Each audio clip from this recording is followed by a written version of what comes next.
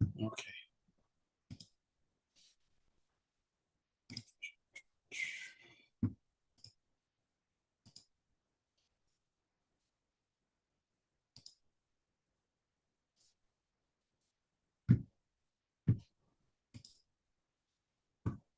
All right. So we're going to go into emotional development, and one of the things that I kind of want to rewind back to is when we were talking about the cognitive theories of development during this period of time. If you remember, this is the Piagetian term of pre-operational phase, and there is a notion, a term called egocentrism that occurs during this period. Okay, during this period, emotionally, what's happening on an emotional level is we're having very what we call self-conscious emotions. We start doubting ourselves whether what we're doing right or wrong is good or bad. Am I responding right? Am I not doing things good? And this is when, if you remember, when we talked about theories and we talked about um, the socio-emotional theory that we went through, this is where guilt and shame really start to develop because of these self-conscious emotions. Okay, guilt being the child thinks about the negative aspects of their actions, usually linked to moral issues like hurting another person or not hurting another person, wondering if what I'm going to do is right or wrong. And then shame as a child attributes bad behavior to an aspect of themselves. So linking a personal failure like in school or sports. So let's say they lose a baseball game. And instead of attributing it to the other team was really good or our team just wasn't playing as good as they usually do, they attribute the loss not to the team but to their own personal qualities. And we find this especially true in individualistic societies like we see here in the United States. We see this shame really being a driver because in an individualistic society, your success and failures are yours and yours alone. Okay. So we see some cultural influence on this as well. So again, even though it may have been a team thing, maybe it was rainy out, what maybe there was all other kind of factors during this age, because of that egocentrism that we're going through, we tend to losses in a sports game or getting a bad grade on a paper, we tend to attribute to personal qualities of the self, and this is the development of shame.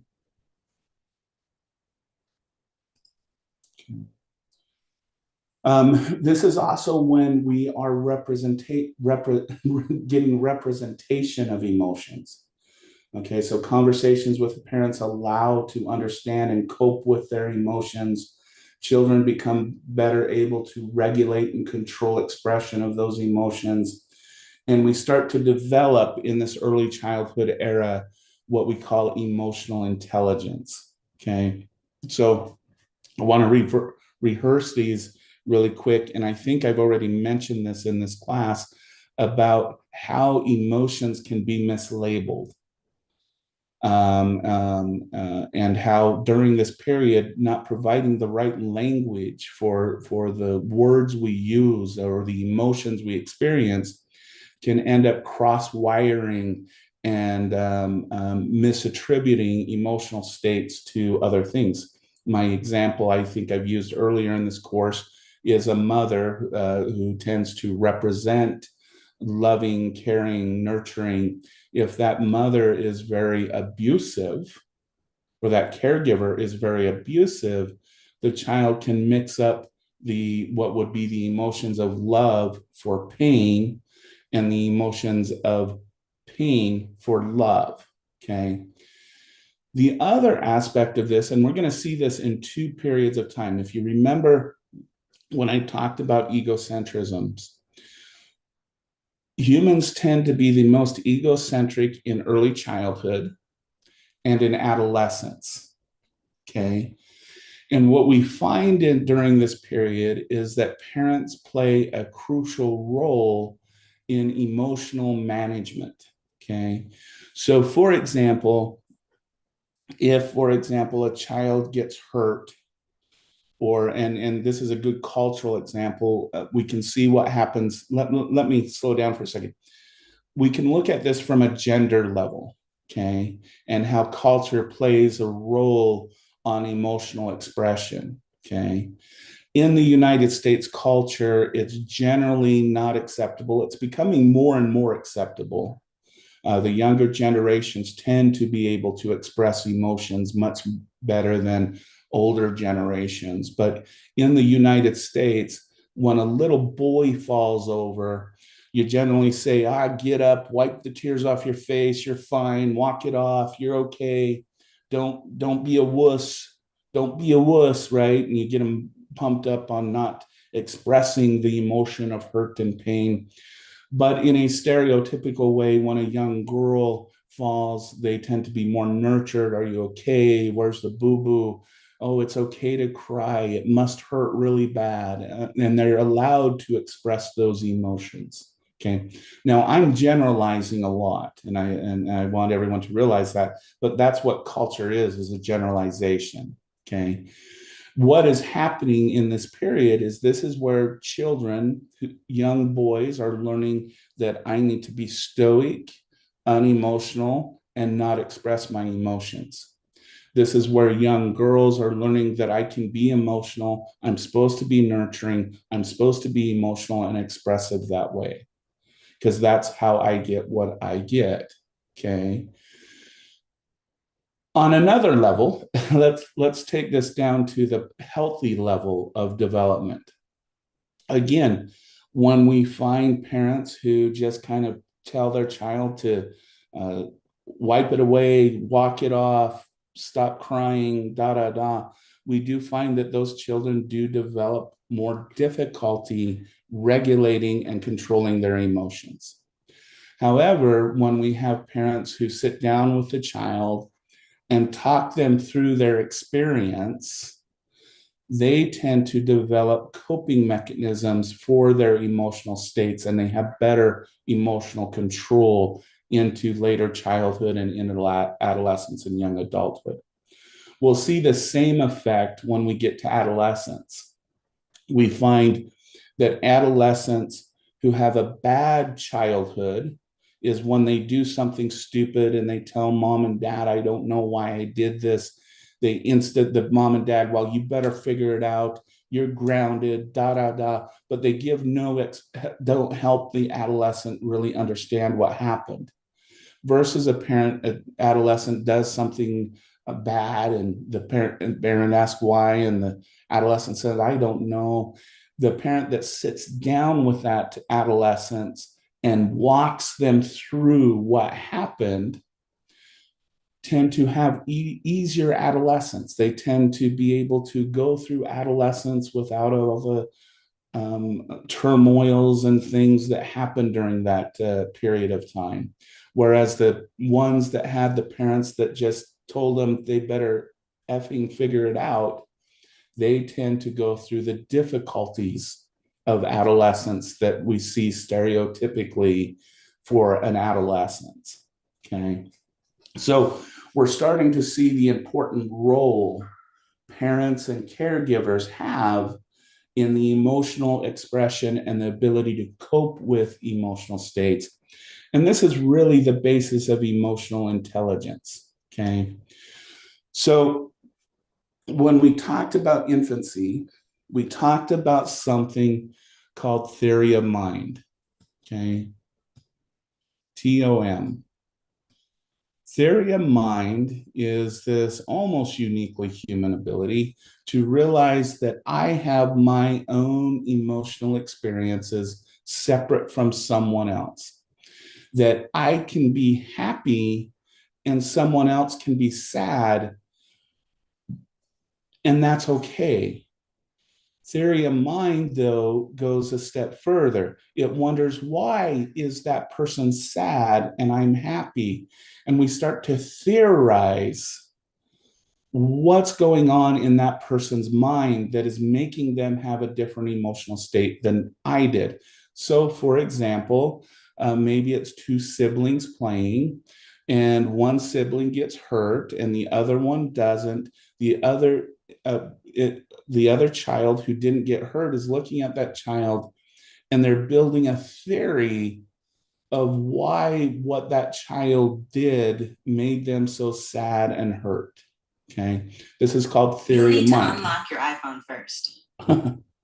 um, and this is also the basis of empathy, because what this then develops is what's called the mentalizing system. This is where we start to physically and mentally experience what other people are experiencing. Okay. And so at 24 to 36 months, you can guess what this is resulting in. This is resulting in the roots of empathy. Empathy being the ability to physically and psychologically feel the state of another person. Okay. Now, we assume that empathy results in helping behavior. But actually, the most empathetic person is the least likely person in the room to engage in helping. And let me explain why, and why empathy in and of itself does not resolve problems. If you are truly experiencing the plight of another person, you want to do what that other person is doing and escape from that. So, for example, a highly empathetic person can see a homeless person at the in the street, and because they're feeling the emotions and the turmoil of what that person is actually going through, they're less likely to give a dollar bill out the window or give some extra food or ask if they need help. They're more likely to try and escape that situation. Okay. What actually increases helping behavior is empathy plus emotional intelligence. I will also say that this is also why you shouldn't be surprised if you have a medic or a firefighter that doesn't seem very friendly or very understanding. It's because a lot of firefighters and a lot of paramedics have low levels of empathy, which allows them to get into horrific situations, fix the situation without having that emotional turmoil hurting themselves. So something to think about when you think about individuals who go into crisis where they're seeing evil stuff and awful stuff every day. They do tend to measure low in empathy because they can get through that. That's just a side note on that. But what really increases helping behavior is we're going to develop empathy through the 24 to 36 months where we're developing theory of mind and we're developing our mentalizing system. But emotional intelligence is the combination that with empathy actually increases a person's ability to engage in helping behavior. Okay. Because what emotional intelligence it does is it's a deep self-awareness of your own emotional state, your biases, your ill feelings, your all of that self-awareness that can, if not controlled and regulated, could make you make very poor decisions. Okay. So there's this aspect of the self-awareness. But there's also a social awareness, and which I'll use as social as SA, which comes from this theory of mind and whatnot. This is when you walk into a room, you realize your own emotional state, and you realize the emotional states of other people because you're able to empathize that.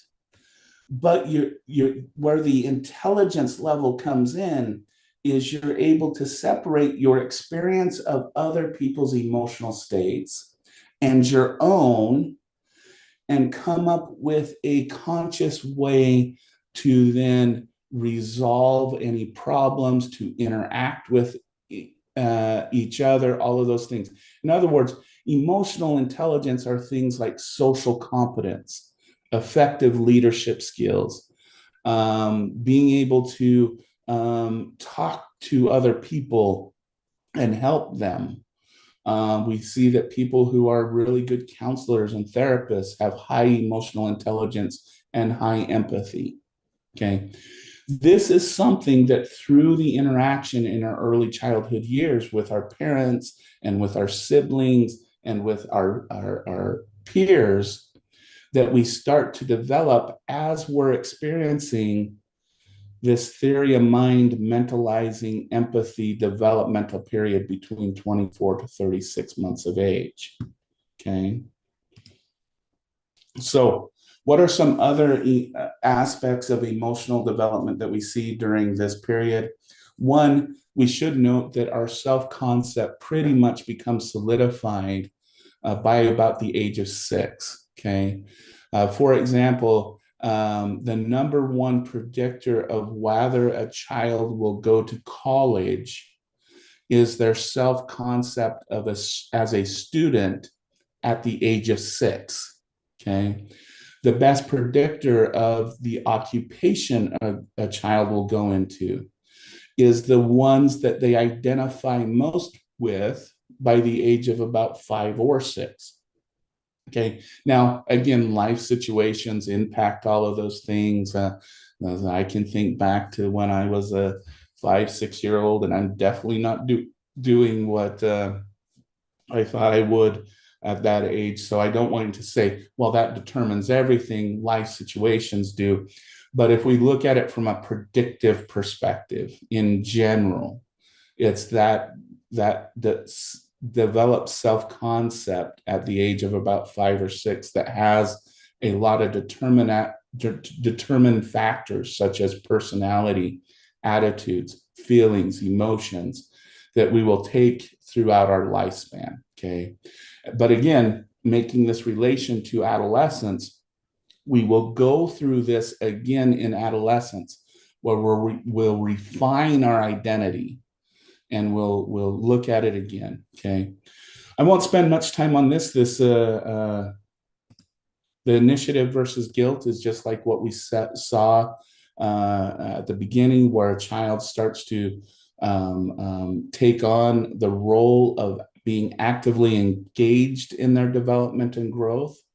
But because we've already talked about guilt and shame in an earlier slide, this is where in the Erickson stage, we can either become very competent and engaging in our world, or we can become withdrawn through guilt and shame. Okay.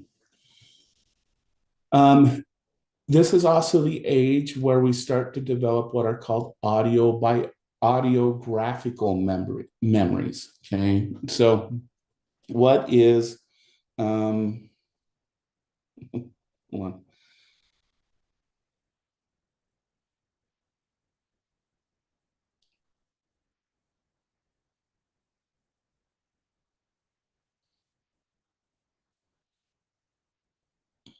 sorry, I had to get a drink. So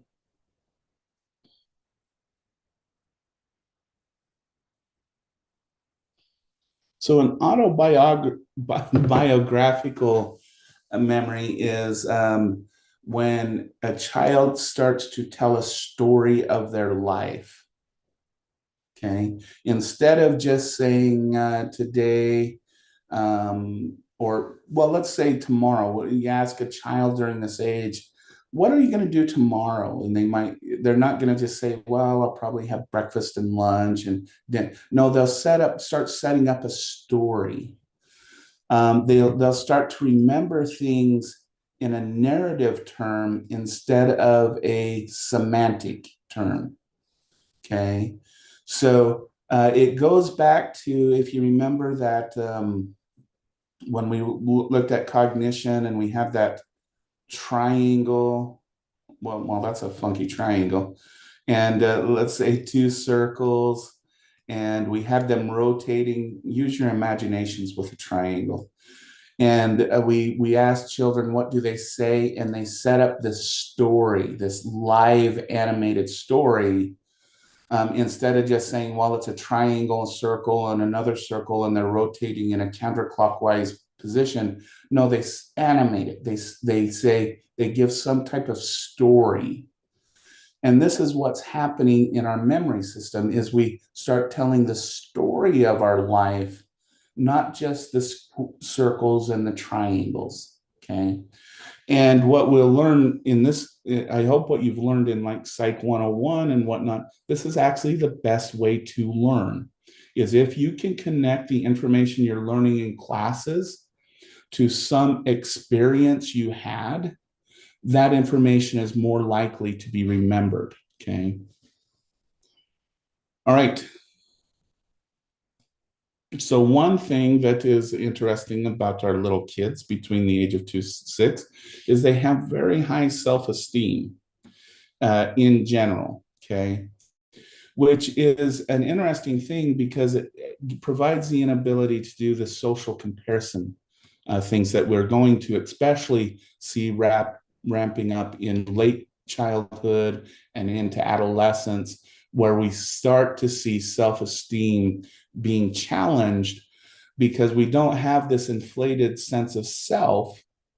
Then we're not going to go and compare ourselves to other people to see if we're better or worse or good or bad. Okay. Now, with that said, this is again in general. What we are actually seeing in kind of the modern world with children, and this is a kind of a warning thing that I really want to drive home, is we're seeing children at the age of 3 being diagnosed with major depressive disorder and anxiety disorders at the age of 3. Okay. If theory held in general, these types of disorders shouldn't be developing this young of an age. Okay. So while I make this general statement in lecture that young children tend to have very high self-esteem, and so they don't go through social comparison and all that kind of stuff, this is definitely being challenged in our modern times with the generations, starting with almost Generation X and up. We're starting to see lower self-esteem, lower self-esteem among young children, and a more robust level of social comparison that again is leading to diagnoses of different disorders like major depressive disorder and anxiety disorders at very young ages. So this is something that if you're going to work with children, if you're going to become a child developmental psychologist and study stuff, this is kind of an area that you really could focus on when it comes to early childhood, because we're seeing some huge changes with this group, especially within this category right here. All right. We also start to see during this during this period of time is effort for control, which requires executive functioning. The best way to kind of remind us of this is remember when we talked about Sigmund Freud and we talked about the anal phase, which was more about the importance of potty training. Okay. And if you remember, potty training is really going to be one of the very first times that a child is, one, going to give in to the demands of an authority figure. And two, it's one of the very first time they're going to take internal control of a physical process. So they're going to choose not to urinate or defecate right here and now. They're going to make the choice to hold it until they're in the appropriate place and time. Okay. This takes effort for control. It's not something that comes really easy. Okay. Um, and this is where we're going to continue to exert effort for control because the demands of our world are going to start to demand it. So, for example, when we get into preschool, there's times for play, there's times for quiet time, and we have to learn to control our impulses in order to be successful in the child's care, preschool, and elementary years, especially when we're giving into more and more demands. Okay. So you probably heard of this study that first studied effort for control. It's the Walter Mitchell's marshmallow studies. And what it really was studying is a delay in gratification. So I'll rehearse it really quick. It is you basically have a child, they have a marshmallow, and the researcher says, hey, here's this marshmallow, but if you wait for me to come back, I'll give you another marshmallow. Okay. So this is a test of having this tempting item, but if I wait, I get more of it. Okay. And indeed, in his initial studies, he found that who were better able to, preschoolers who were able to delay that gratification were better able to regulate their emotions, had higher academic abilities, and third, and higher social competences in adolescence and adulthood. So being able to delay gratification in the preschool years tended to have beneficial effects later on in life. Okay. And what I do want to just state here, when we say delay of gratification, it's not that the children just laid back and said, okay, I'm just not going to eat that marshmallow. I'm just going to wait for the dude to come back and I'll get my second one. No, they had to do coping skills. So they would spin around in their chair. They would try to focus physically on something else. It's not that they couldn't just sit there, and they had to put in some type of skill, some type of distraction technique in order to delay the gratification. So I'm not going to say that these are children who have some superior ability just to withhold gratification. No, they had to do something to make it so it happened. Now, I do just want to mention something, and I think this is really important at this point. Mitchell did not analyze all of the variables that he collected. Okay. And in 2000, was it 15 or 18? Somewhere between 2015 and 2020, a group of researchers took Mitchell's original data and they included variables that Mitchell had, but he didn't do it in his initial studies. And what they did is they included social economic status. Okay. And what they found is that children were able to delay gratification if they had a higher social economic status. And it became worse and worse when a child got into the poverty range of living. Okay. Now, again, please do not make the mistake. Wealthy children must have some advantage over. They do in a lot of ways.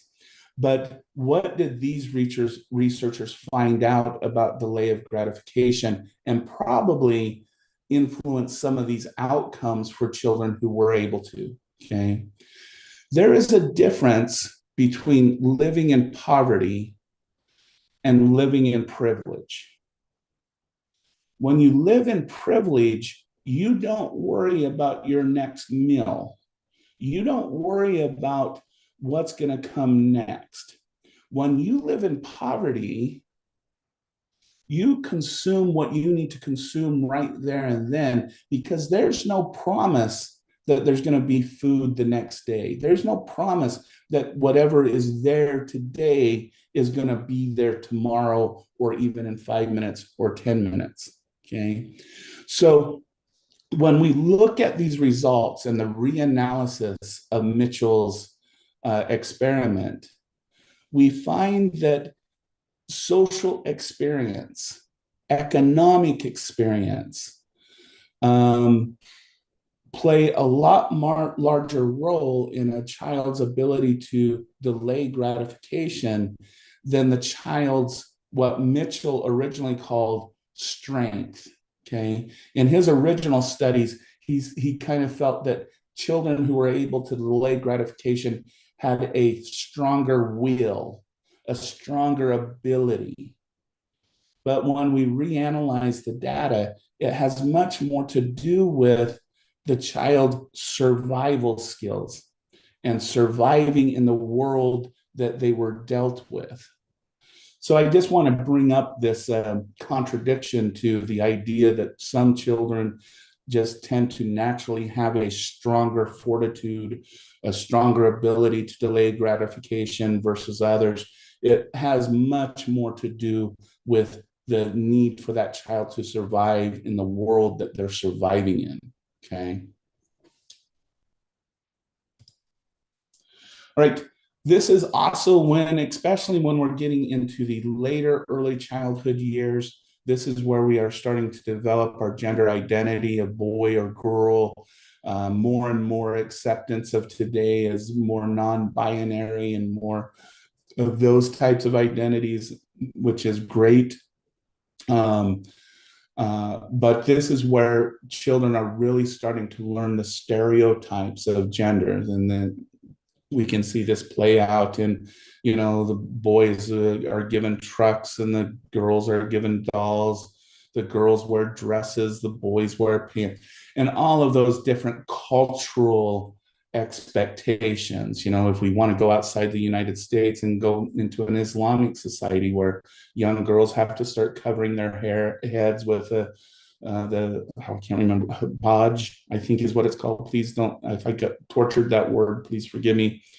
And boys aren't required to cover their heads, and so in the Jewish faith, the young boys start wearing the menorah, I believe is what it's called. I think the white cap, where girls don't necessarily wear it, and we start to see these genderizations of children. The interesting part about this gender identity development is that until children start going through puberty, they are actually technically androgynous. Okay, meaning that if you took a 5-year-old boy and a 5-year-old girl, cut their hair the same and dressed them the same, it would be very difficult for you to identify which one is the boy and which one is the girl. Okay, but it's our culture that genderizes children. Okay, and the difficult part of this is to understand is this is not a gender specific type thing. Boys are not necessarily taught to be boys by other men, just like girls are not always taught to be girls by other girls or women. Okay, indeed, we see the pressure to conform to being a boy, to conform to be a girl, start to develop around the age of 7 and 8, where you start hearing things like girls say the boys have cooties, the boys say the girls have cooties, ooh, stay away from them, ooh, but the thing is it's not the boys saying, hey, when a boy, let me rephrase that. Until a boy goes through puberty, boys are just as affectionate, just as close knit as girls are. But it's actually girls who pressure the boys to stop holding each other's hands, to stop hugging each other. They start saying that's not what boys do. And boys do the same things to girls. they start to say, hey, that's a boy's thing to do. And so when we think about how we can change the perceptions of gender, we really need to, quote unquote, reprogram what girls think boys should be and reprogram what boys think girls should be. Because at this age group, it is actually the girls who are pressuring boys to adhere to their stereotype, and it's the boys who are pressuring the girls to adhere to their stereotype. Okay. And as we get into later childhood going through this, we'll also bring up the role of mothers, because they actually have a more significant role in the development of a child's gender identity than even the father does, especially with boys. Okay. So this is going to start to be a conversation to begin with here, because children are starting to recognize it. But we're going to start to see this really solidify when we get into later childhood, into through puberty and adolescence. When we return after spring break, this topic will become a little bit more significant. Okay. I'm going to skip that for now. I do want to talk about discipline for just a moment, to kind of simplify it. I see all the time, we should have continued to spank our children because these youngsters are out of control. They'd be more moral if they were spanked once in a while. I also see on the other side where, this child is scared of me for no reason, just because I'm an adult, and they're scared that I'm going to hit them. So I want to talk for just a minute the difference between positive discipline and negative discipline, and where the state of the literature is, the scientific literature on these issues. Okay. When we talk about positive discipline, what we're doing is what's called inductive discipline. Okay. Meaning that we're doing guided discipline. We're helping the child understand what they experienced, how they experienced it, and how they can change their behavior, okay, through a very guided method. When we're using negative discipline, we're using either power assertion, so we're using physical aggression, or we're using yelling, we're using aggressive tones, or we're doing what's called love withdrawal. Okay, this is where the parent says, hey, I'm not going to hug you because I'm mad at you right now, and you need to be better. Okay. And the question becomes, which one actually changes behavior? And if you look at it from the parental view, we see that there's a lot of parents who feel like spanking a child, giving them some very verbal reprimands, is that changes their behavior immediately, and you don't see it. Okay. In this end, though, and this is the quick and easy fix. Okay. This positive discipline, it takes time. You actually have to be involved as a parent in experiencing what your child did, helping them walk through it and understand it at their developmental stage. You got to take off your adult hat and look at them as a child instead of as an adult who did something stupid. So this one actually takes a lot of work. Okay. This one, and so which one actually has shown to change behavior? This one does. Okay. This one does not actually change a child's behavior. I hate to tell you this, you guys. It changes it in the immediate situation. But let's take an example of stealing a cookie out of a cookie jar. The child steals a cookie, it makes the parent mad. The parent smacks the child. That makes the parent feel better. It relieves their aggression. They feel better. The kid's no longer eating the cookie. But what is that child learning? They're not learning that taking something is wrong. What they're learning is taking something in front of mom and dad will get me in trouble. And so it's wrong. So it's not that it's right or wrong. It's I'll do it when mom and dad are not around. Okay. And we see this with a lot of kids where, well, mom and dad aren't around, so I'm going to do what I want kind of attitude. And I would be willing to bet even individuals in this room who were spanked, you probably continued doing deviant behaviors. You just knew not to do it in front of mom and dad. Okay. Whereas on this one actually has more positive outcomes for the children because they're actually learning how to deal with their emotions. And yes, I'm going just to bring up this to kind of end this conversation on this. If we look at what is most predictive of a child getting in legal trouble as an adult, it's whether they received physical punishment as a child. Okay, that's the number one predictor from childhood variables that predict whether a person will end up incarcerated. And I will tell you, I have never met these children who people claim should have been spanked or anything in jail, but every person I worked with in the prison were spanked or physically punished as a child. All of them. Didn't meet one of these sensitive children who seem to not have any social abilities, as I see on Facebook and those kinds of things. So that's kind of this perspective of where the current science is. And you guys, I'm going to be honest with you, I guide by science and try to use experience on it. This may change, who knows? But this is the current state of our scientific understanding of the difference between using positive versus negative discipline. Okay. All right. Let's control. Okay. These other things we kind of already talked about in the class. We've already talked about different parenting styles, the importance of play. It's kind of interesting that rough and tumble play. I'll just bring this up because I think I've beaten play and the importance of it to a pulp, and I hope it's understandable.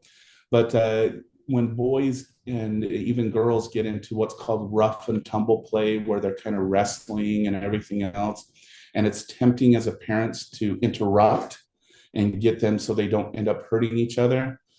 Actually, what we have found is children who are able to engage in that rough and tumble play, they actually end up being less aggressive as they develop later in childhood because they're learning the limitations of their body and their physical interactions with their peers and their siblings. They're learning things like impulse control. They're learning.